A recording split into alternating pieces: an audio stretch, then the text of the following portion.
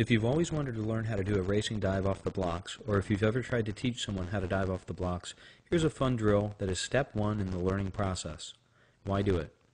When swimmers, especially young swimmers, are learning to dive, they often have trouble controlling their legs.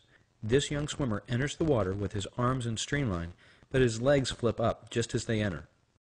When the legs flip up like this, it's like opening a huge parachute, just at the point when you're going the fastest. Your racing dives will be faster, cleaner, and a lot more comfortable if you can learn to control your legs and feet. The idea is to hold your legs in streamline and everything slip through one hole in the water. This drill, which is step one in a 4-part series, will help you learn to control your legs and feet. It will help you develop a nice clean entry with your hands, torso, and feet all in streamline. Get a noodle. Many pools have these on deck for water aerobics classes, but if not, you can find one at your local discount store for a couple of dollars.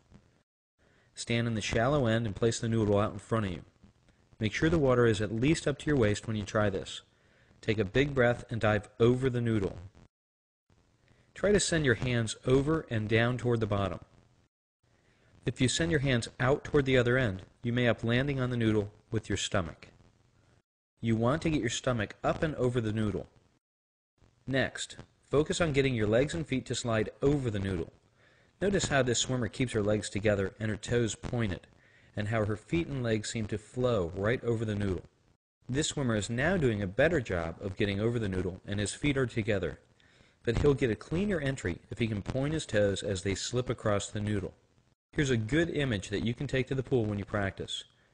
Remember to dive up and over and down into the water. You'll get a cleaner entry if your toes are pointed and if you let them just slide over the noodle. Hey, just try it, have some fun, and come back next week for step 2.